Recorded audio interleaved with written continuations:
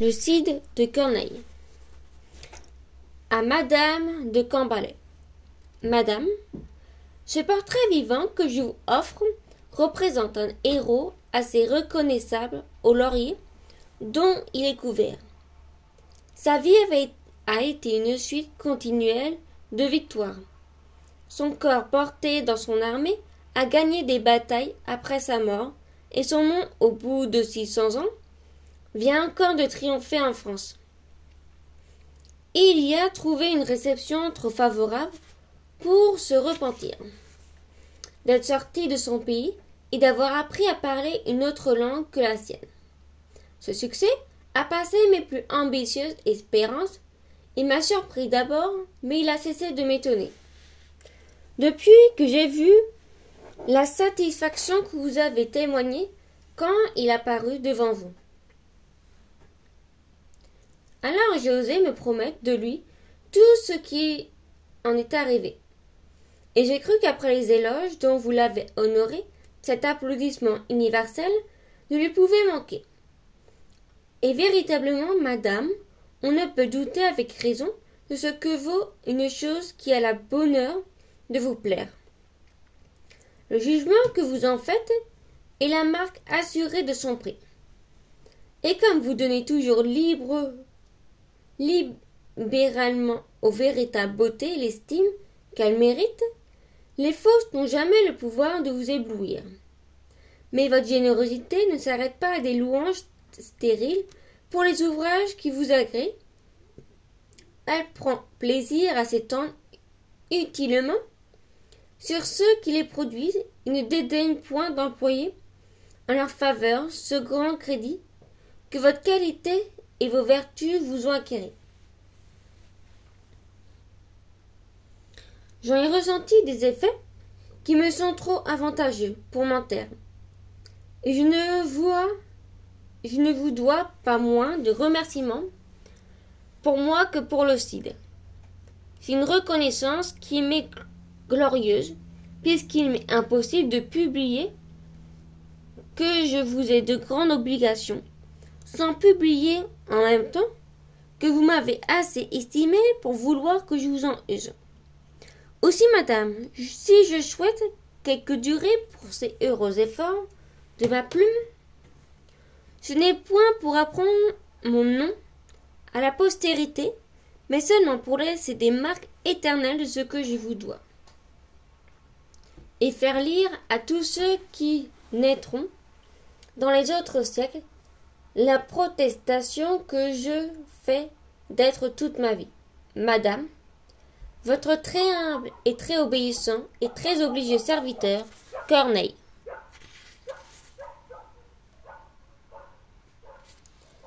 Acte 1er, scène première, le comte Elvire. Elvire, entre tous ses amants, dont la jeune ferveur adore votre fille, abrigue ma faveur. Don Rodrigue et Don Sanche à l'envie font paraître le beau feu que leur cœur ses beautés ont fait naître. Ce n'est pas que Chimène écoute leurs soupirs, ou d'un regard propice anime leurs désirs. Au contraire, pour tout de don l'indifférence, elle n'ôte pas à un ni donne espérance, et sans les voir d'un œil trop sévère et trop doux, c'est de votre seul choix qu'elle attend un époux. Le comte, allez, elle est dans le devoir, tous deux sont dignes d'elle. Tous deux formés d'un sang noble, vaillant, fidèle, jeunes, mais qui font lire aisément dans leurs yeux l'éclatante vertu de leurs braves yeux. Don Rodrigue surtout ne traite en son visage qui d'un homme de cœur ne soit la haute image, et sort d'une maison si féconde en guerrier, qu'il y prenne naissance au milieu des lauriers. La valeur de son père en son temps sans pareil, tant qu'a duré sa force à passer pour merveille, ses rides sur son front ont gravé ses exploits, et nous disent encore ce qu'il fut autrefois. Je me promets du fils ce que j'ai vu du père, et ma fille est un mot peut l'aimer et me plaire. Va l'en entretenir, mais dans cet entretien, cache mon sentiment et découvre le sien. Je veux qu'à mon retour nous en parlions ensemble. L'heure à présent m'appelle au conseil qui s'assemble. Le roi doit à son fils choisir un gouverneur, ou plutôt m'élever à ce haut rang d'honneur. Ce que pour lui son bras, chaque seconde, chaque jour s'exécute, me défend de penser qu'aucun me le dispute. Scène seconde, Chimène, Elvire. Elvire seule. Quelle douce nouvelle à ces jeunes amants, et que tout se dispose à leur contentement. Chimène. Eh bien, Elvire, enfin, que faut-il que j'espère? Que dois-je devenir, et que t'a dit mon père? Elvire. 2 mots dont tous vos sens doivent être charmés. Il estime Roderick autant que vous l'aimez. Chimène. L'excès de ce bonheur me met en défiance. Puis-je à de tels discours donner quelque croyance? Elvire. Il passe bien plus outre, il approuve ses feux. Il vous doit commander de répondre à ses vœux. Jugez après cela, puisque tantôt son père, aux sorties du conseil, doit proposer l'affaire, s'il pouvait avoir lieu de ce mieux prendre son temps, et si tous vos désirs seront bientôt contents. Chimène. Il semble toutefois que mon âme troublée refuse cette joie et s'en trouve accablée. Un moment donne au sort des visages divers, et dans ce grand bonheur je crains un grand revers. Elvire. Vous verrez votre crainte heureusement déçue. Chimène. Allons, quoi qu'il en soit, on attendre l'issue. Scène troisième. L'infante, Léonore, page. L'infante au page. Va-t'en trouver Chimène et lui dit de ma part qu'aujourd'hui, pour me voir, elle attend un peu tard, et que mon amitié se plaint de sa paresse. Le page rentre. Léonore. Madame, chaque jour même désir vous presse, et je vous vois pensive et triste chaque jour.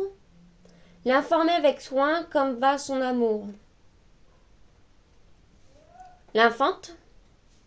J'en dois bien avoir soin, je l'ai presque forcée à recevoir les coups dont son âme est blessée.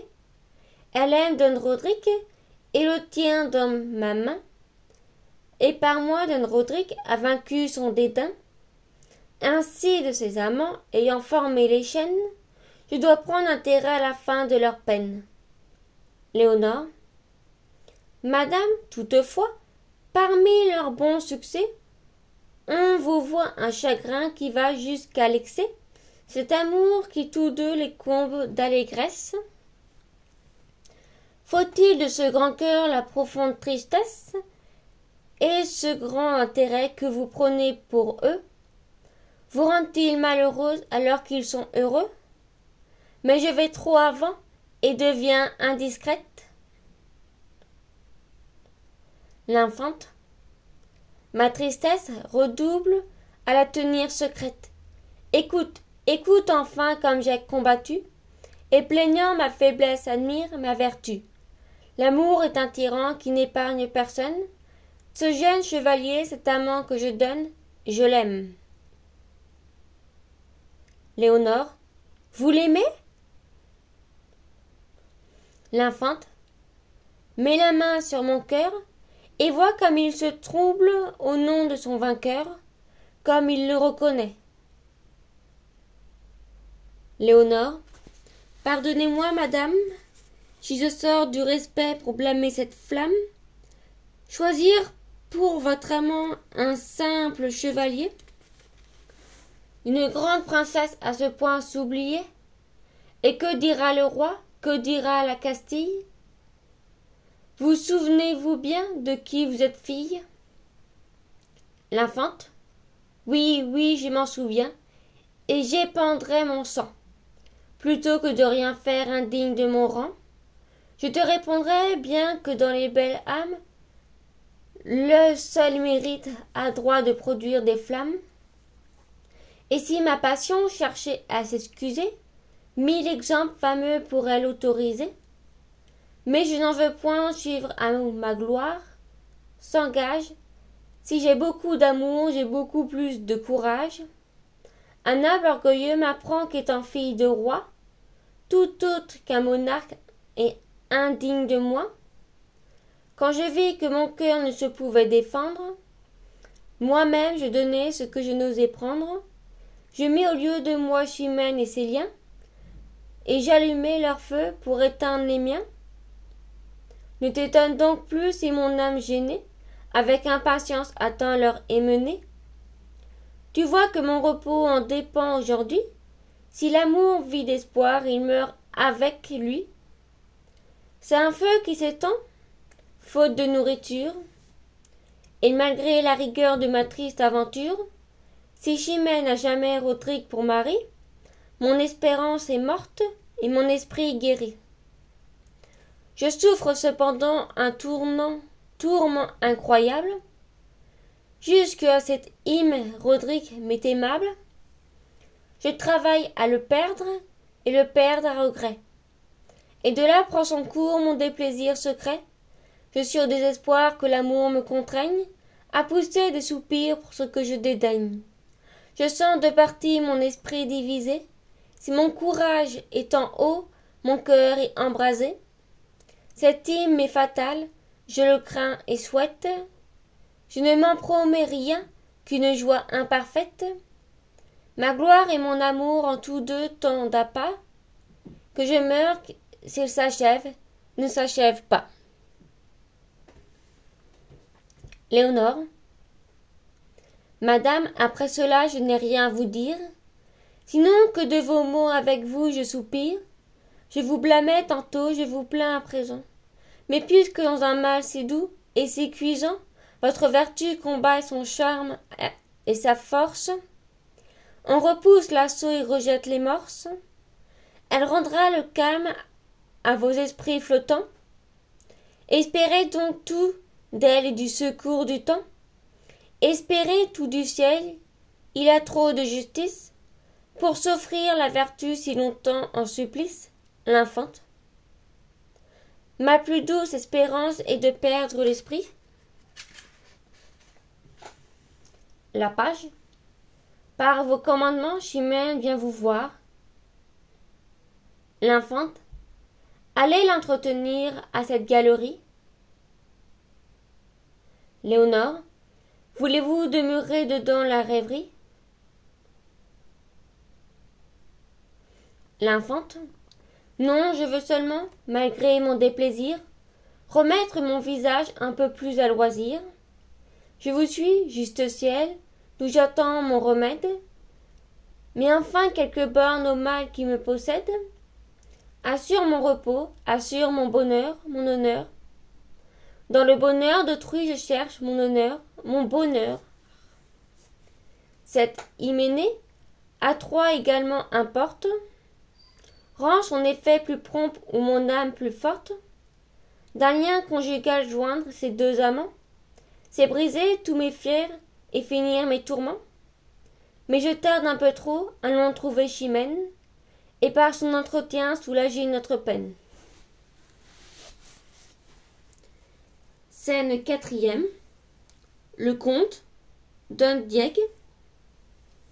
Le comte. Enfin, vous l'emportez à la faveur du roi. Vous élève en un rang qui n'était dû qu'à moi. Il vous fait gouverneur du prince de Castille. Cette marque d'honneur qu'il met dans ma famille montre à tous qu'il est juste et fait connaître assez qu'il sait récompenser les services passés. Le comte. Pour grand que soit le roi, ils sont ce que nous sommes.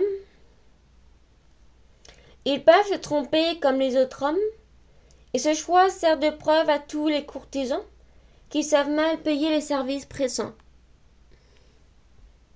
Don Diego, ne parlons plus d'un choix dont votre esprit s'irrite. La faveur l'on peut faire autant que le mérite. Vous choisissant, peut-être on eût pu mieux de choisir, mais le roi m'a trouvé plus propre à son désir, à l'honneur qu'il m'a fait ajouter un autre. Joignons d'un sacré nœud ma maison à la vôtre. Rodrigue aime Chimène, et ce digne sujet de ses affections est le plus cher objet. Consentis, monsieur, à l'accepter pour gendre. Le comte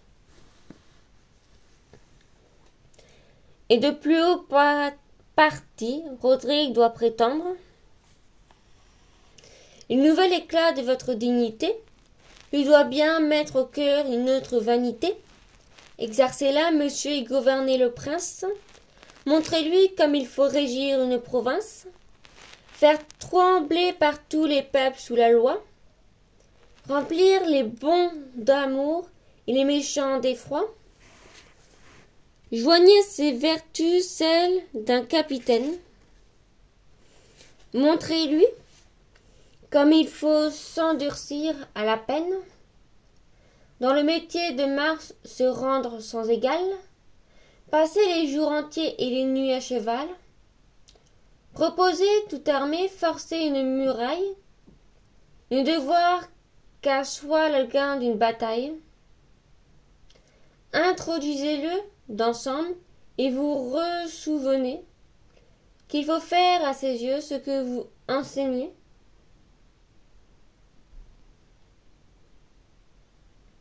Don Diego, pour s'instruire d'exemple en dépit de l'envie, il lira seulement l'histoire de ma vie. Là, dans un long tissu de belles actions, il verra comme il faut dompter des nations, attaquer une place, ordonner une armée, et sur de grands exploits bâtir sa renommée. Le comte, les exemples vivants ont bien plus de pouvoir. Un prince, dans un livre, apprend mal son devoir. Et qu'a fait après tout ce grand nombre d'années, que ne puisse égaler une demi-journée? Si vous fûtes vaillant, je le suis aujourd'hui, et ce bras du royaume est le plus ferme appui. Grenade et l'Oregon tremblent quand ce fer brille.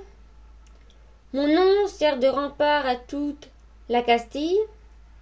Sans moi, vous passerez bientôt sous d'autres lois.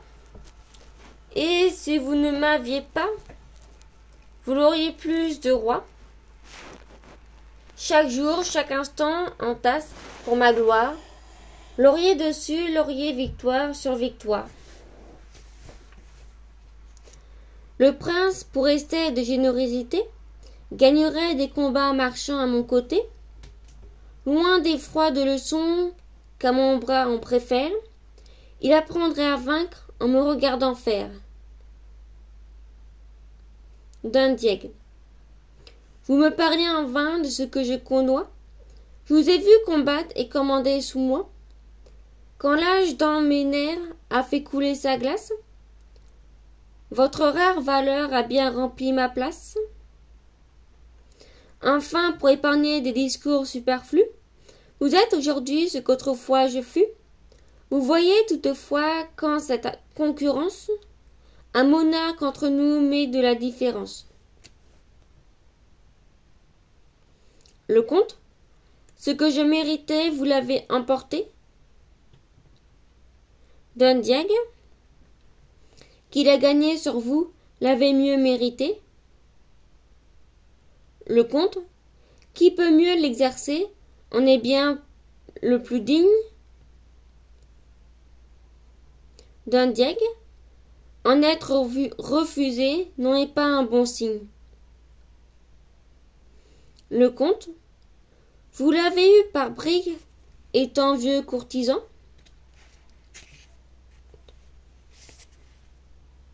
Don Diego, L'éclat de mes hauts faits fut mon seul partisan.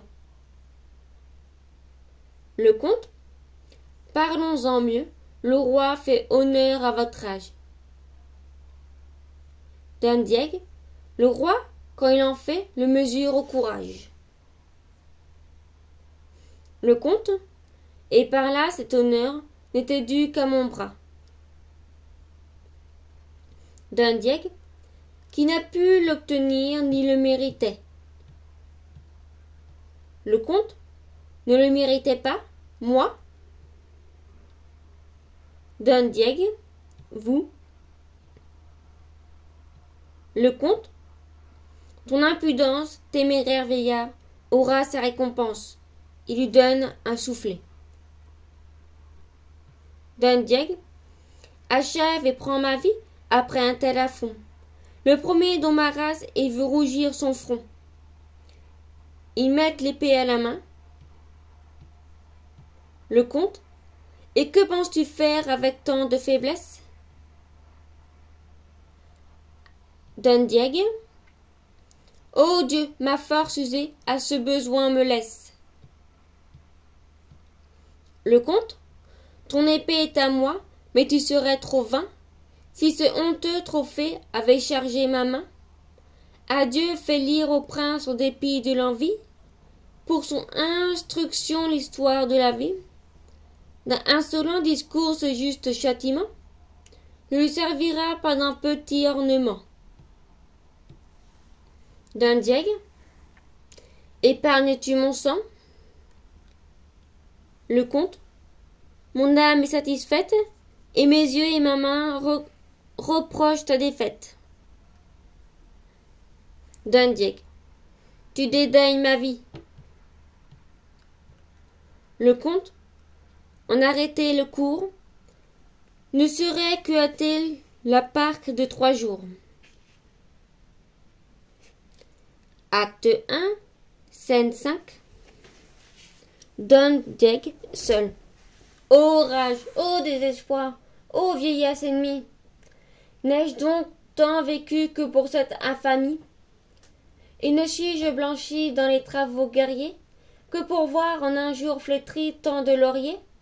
Mon bras qu'avec respect tout l'Espagne admire, mon bras qui tant de fois a sauvé cet empire, tant de fois fermé le trône de son roi, trahit donc ma querelle et ne fait rien pour moi? Ô cruel souvenir de ma gloire passée, Ève de tant de jours en un jour effacé, nouvelle dignité fatale à mon bonheur, précipice élevé d'où tombe mon bonheur. Faut-il de votre éclat voir triompher le comte, et mourir sans vengeance ou vivre dans la honte?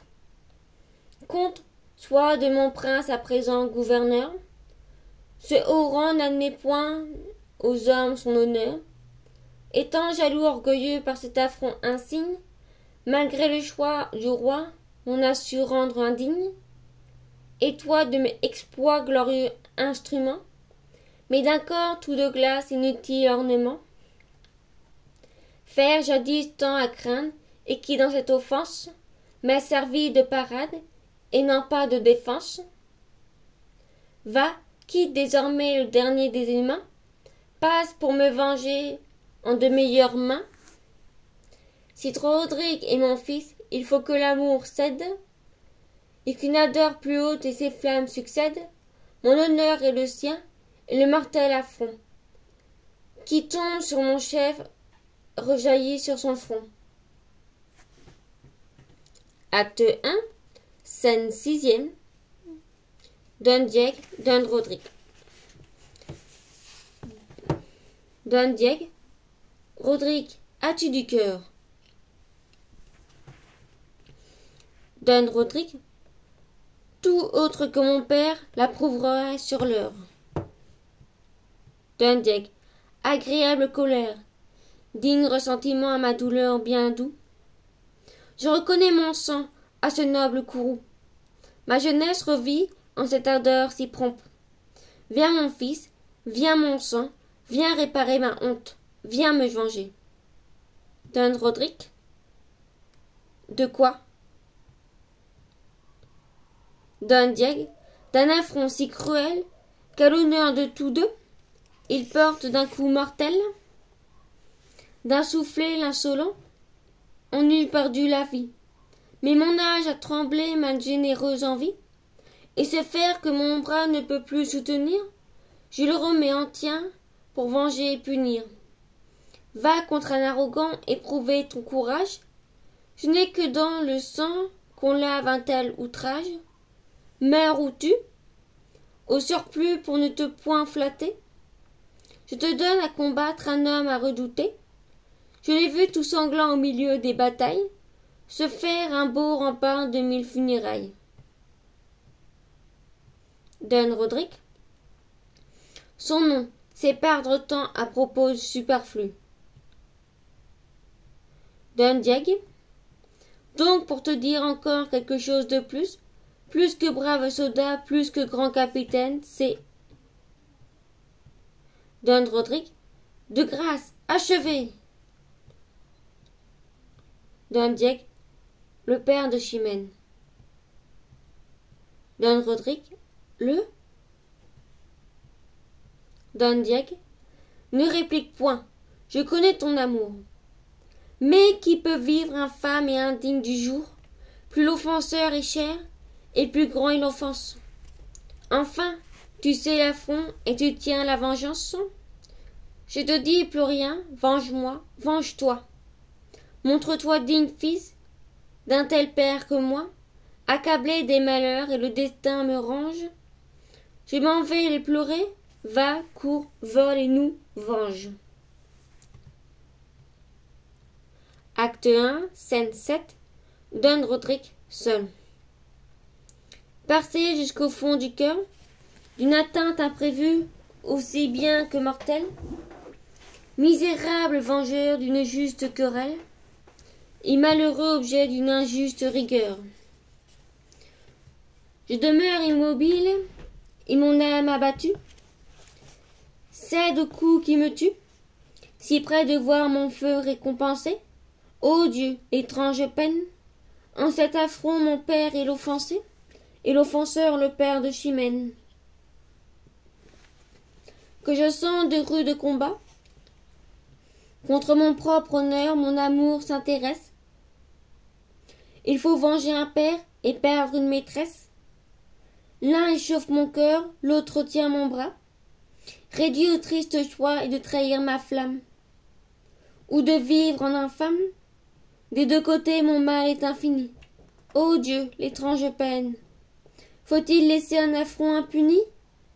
Faut-il punir le père de Chimène? Père, maîtresse, honneur, amour, illustre tyrannie, adorable contrainte, par qui de ma raison la lumière est éteinte, à mon aveuglement rendez un peu de jour, cher et cruel espoir d'une âme généreuse, mais ensemble amoureuse, noble ennemi de mon plus grand bonheur, qui fait toute ma peine. M'as-tu donné pour venger mon honneur? M'es-tu donné pour perdre ma Chimène? Il vaut mieux courir au trépas. Je dois ma maîtresse aussi bien qu'à mon père, qui venge cet affront hérite sa colère, et qui peut la souffrance ne le mérite pas. Prévenons la douleur d'avoir faibli contre elle, qui nous serait mortelle. Tout m'est fatal, rien ne me peut guérir, ni soulager ma peine. Allons mon âme, et puisqu'il faut mourir, mourons du moins sans offenser Chimène. Mourir sans tirer ma raison, rechercher un trépas immortel à ma gloire, endurer que l'espace impute à ma mémoire, n'avoir moi soutenu l'honneur de ma grâce, de ma maison, respecter un amour dont mon âme égarée voit la perte assurée, n'écoutons plus ce penser suborneur qui ne sert qu'à ma peine. Allons mon bras, du moins sauvons l'honneur, puisqu'aussi bien il faut prendre Chimène. Oui, mon esprit s'était déçu. Dois-je pas à mon père, avant qu'à ma maîtresse, que je meure au combat ou meure de tristesse? Je rendrai mon sang pur comme je l'ai reçu. Je m'accuse déjà de trop de négligence. Courons à la vengeance. Et tout honteux d'avoir tant balancé. Ne soyons plus en peine, puisqu'aujourd'hui mon père est l'offensé, si l'offenseur est père de Chimène. Fin de l'acte 1.